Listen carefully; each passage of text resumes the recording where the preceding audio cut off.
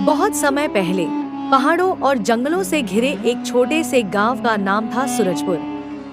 वहां एक गरीब लकड़हारा रहता था, रामू। रामू दिन भर जंगल में लकड़ियां काटता और शाम को उन्हें बेचकर घर का खर्च चलाता था। वह ईमानदार था। एक दिन रामू रोज की तरह जंगल गया। अचानक आसमान में बादल घिर आए और तेज बारिश शुरू हो गई। वह पास के गुफा के भीतर चला गया। गुफा अंदर से सुनहरी रोशनी से चमक रही थी। बीच में एक पुराना दीपक रखा था। जैसे ही उसने दीपक को छुआ, उसके भीतर से एक जिन्न निकल आया।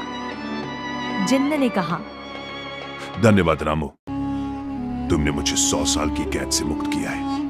बताओ, तुम्हारी 3 इच्छाएं क्या है? रामू डर गया, पर फिर बोला, मुझे ज्यादा कुछ नहीं चाहिए। पहली इच्छा, मेरे गांव के सभी गरीब लोगों को भरपेट खाना मिले।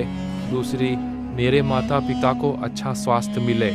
तीसरी, मुझे इतना ही धन मिले कि मैं किसी का हक न मारूं, पर जरूरतमंदों की मदद कर सकूं। तुम्हारा दिल बहुत नेक है, तुम्हारी तीनों इच्छाएं पूरी होंगी। जिन मुस्कुराया। अगले दिन जब रामू घर पहुंचा, तो उसके छोटे से घर के बाहर एक सुंदर बगीचा था, जिसमें फल और सब्जियां लहलहा रही थी।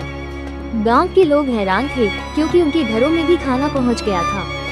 रामू ने सबको बताया कि ये जादू नहीं, नेकी का फल है। कुछ दिनों बाद राजा गांव में आए।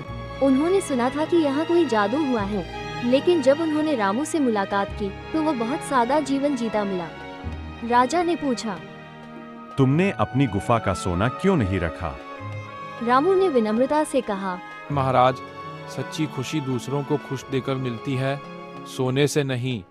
राजा उसकी बात से बहुत प्रभावित हुआ और उसे पूरे जंगल का रक्षक बना दिया।